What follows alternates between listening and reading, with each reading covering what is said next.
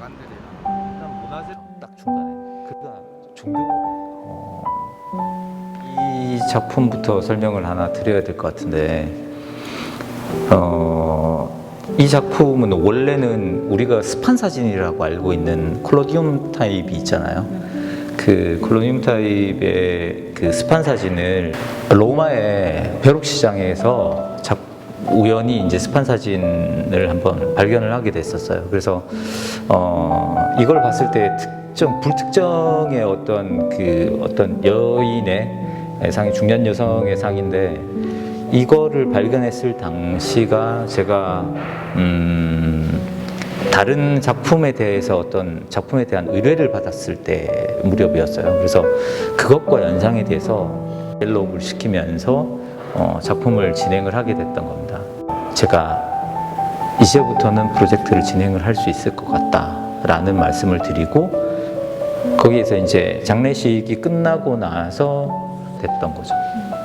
그래서 이쪽은 유품에 대한 이야기들이에요. 한 사람의 일생에 대한 부분들을 쭉 진행을 하는 것들인데 처음 이제 그 돌아가신 분의 어머니와 어릴 적 사진에서부터 학창 시절의 사진부터 해서 제가 저기 끝에 보면 앨범을 제가 묶어놨는데요. 앨범을 보면서 제가 이분에 대한 인생에 대해서 쭉 일대기를 하나하나 작품이라기보다는 사진들을 나열되어 있던 것들을 아카이브하면서 이야기를 진행을 시키는 거죠. 그때 당시에 그 관에 꽂고 있었던 관 안을 통해서 들어갔던 약들, 그 다음에 관 안에서 그 세균 입원식 하니까 그걸 치료하던 그 소독제, 그 다음에 욕창이 생길 때 소독제, 그 다음에 거기에 투약하던 주사기, 그 다음에 줄관들, 소변줄. 이 작품은 원래는 뇌 브레인 사진이에요. 브레인 사진인데 어디서 착안을 했냐면 옛날에 연애 같은 걸 하다가 보면 연인 사이가 헤어지고 나면 사진을 찢어버리기도 하고 태워버리기도 하고 구겨서 버리잖아요. 그런 반복적인 행위.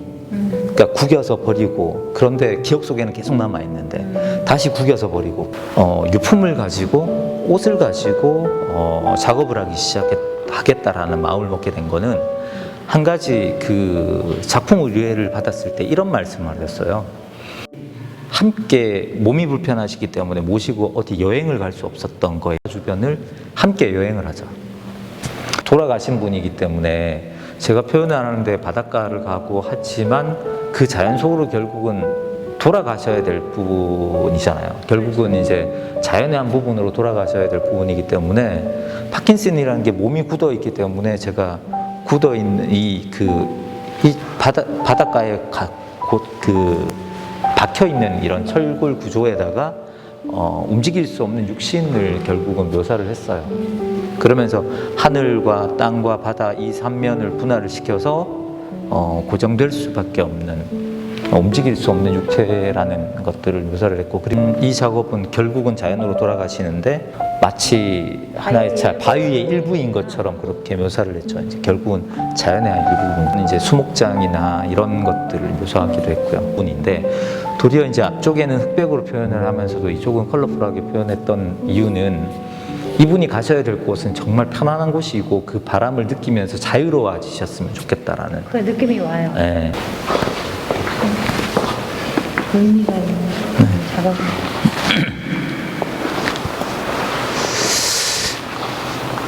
여기는 조금 다른 이야기이긴 한데 원래 모든 작품들을 의뢰를 받았을 때 제일 먼저 구상을 했었던 게 이 작품이었고요.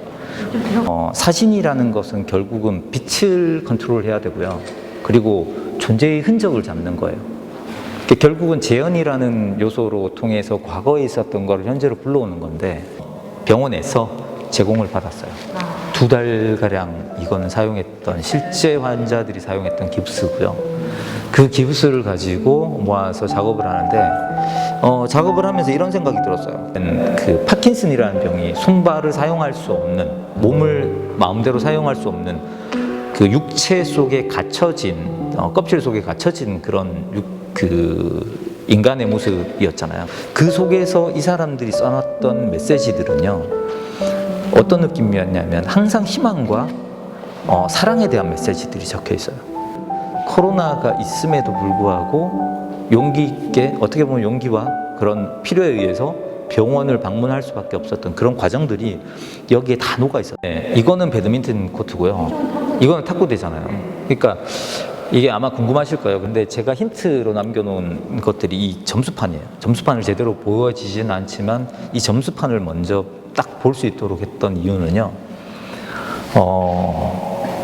점수판에 배드민턴 경기가 21점, 국제 룰은 21점이에요. 3세트. 근데 세트 스코어는 1대 0이고 점수는 20대 0이에요. 이제 마지막 한 번의 기회가 남았다는 생각. 근데 그게 불균형적인 거죠. 이 바닥에 있는 넓은 땅을 가지고 있지만 바닥에 있는 사람들은 경기를 할 때 항상 넓은 부분을 케어를 해야 되니까 힘들잖아요. 이게 이제 서민들이나 노동자, 3D 업종에 종사하고 있는 사람들을 저는 묘사를 했어요. 그리고 저 테이블에 있는 사람들은 아주 평평하고 안정적으로 앉아서 일을 할 수 있는 그런, 우리로 지금 현재로 따지면 이제 부와 명예를 가지고 있는 사람, 권력을 가지고 있는 사람들에 대한 부재와 부재의 연속성이라는 거는 우리가 일반적으로 이렇게 철학적인 이야기에서 가지고 온 거라고 보시면 돼요. 근데 존재가 있으려면 부재가 있어야 돼요. 항상 반대항이라는 게 존재를 하거든요. 전체 타이틀은 그렇게 했지만 실질적으로는 그 진홍곡의 핵심적인 거는 저쪽 전시를 진홍곡이라고 했고 이쪽은 데칼코마니라고 했어요.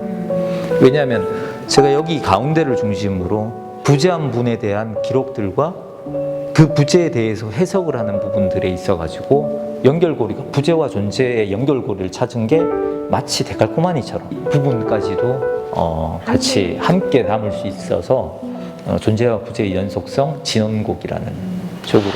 안녕하십니까. 부산문화재단 문화공간팀 홍티아트센터에서 근무하고 있는 이호영입니다. 저희 홍티아트센터는 2013년에 개관을 해서 개관 초기 설치 예술을 중심으로 시작해서 현재는 시각예술 전반을 아우르고 있는 공간입니다. 그리고 저희 홍티아트센터의 홍티는 무지개 언덕이라는 옛말에서 유래를 했고요. 저희 홍티아트센터는 서부상권 문화예술진흥과 국내외 예술 아트 플랫폼의 역할을 맡고 있습니다. 저희 홍티아트센터가 공단에 위치한 만큼 공단과 도시 그리고 작가님들의 이런 작업을 통해서 많은 대중들과 함께 소통을 하고자 노력하고 있습니다. 감사합니다.